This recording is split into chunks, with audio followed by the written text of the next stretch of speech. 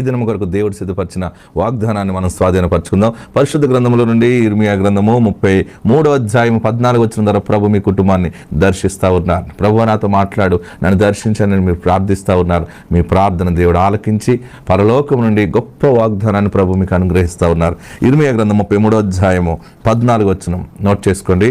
నేను చదువుతున్నాను, నాతో మీరు కూడా చదవడానికి ప్రయత్నం చేయండి. యెహోవాకు ఇదే, ఇశ్రాయేలు వంశస్థులను గూర్చి యూదా వంశస్థులను గూర్చి నేను చెప్పిన మంచి మాట నెరవేర్పు దినములు వచ్చుచున్నవి. ఈ దినము దేవుడు నీకు ఇచ్చేటువంటి వాగ్దానము. ఈ 14 వచనంలో 3వ లైన్ అండర్లైన్ చేసుకోండి. నేను చెప్పిన మంచి మాట నెరవేర్చు దినములు వచ్చుచున్నవి. నేను చెప్పిన మాట నెరవేర్చు దినములు వచ్చుచున్నవి అని దేవుడు మీకు వాగ్దానాన్ని ప్రకటిస్తూ ఉన్నాడు.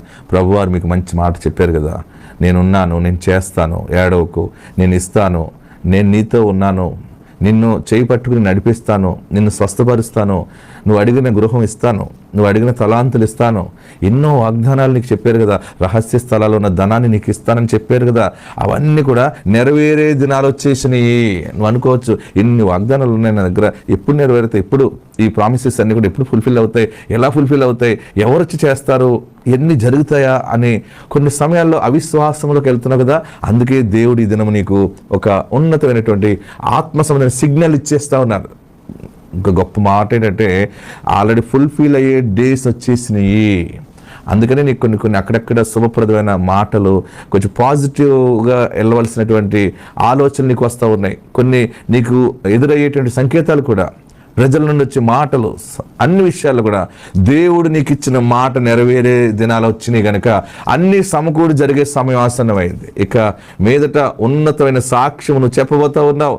దేవుడిని అడిగేవు కదా, నాకు బిడ్డ కావాలి, నా మగబిడ్డ కావాలి, లేకపోతే ఆడబిడ్డ కావాలి, ఇల్లు కావాలి, ఉద్యోగం కావాలి, నా ఇల్లంతా రక్షించబడాలి, నా ఇంటి యజమానుడు రక్షించబడాలి, లేదా నా బిడ్డ మంచి ఉద్యోగం చేయాలి, నాకు జాబ్ లేదు, లేదా నా బిడ్డకు జాబ్ కావాలి, ఇది కావాలి, అది కావాలి, ఎన్నో రకాలు అడుగుతూ ఉంటే నేను అది ఇస్తాను, ఇది ఇస్తాను, నేనున్నాను, భయపడకని వాగ్దానం చేసిన వాగ్దానాలు ఎన్నో ఉన్నాయి. అవన్నీ కూడా దేవుడు ఈ దినము నీకు ఇస్తున్న మాట ఏంటంటే, వాటన్నిటిని బట్టి నీ పట్ల ఆయన ఇచ్చిన మంచి మాట నెరవేర్చు దినములు వచ్చుచున్నవి.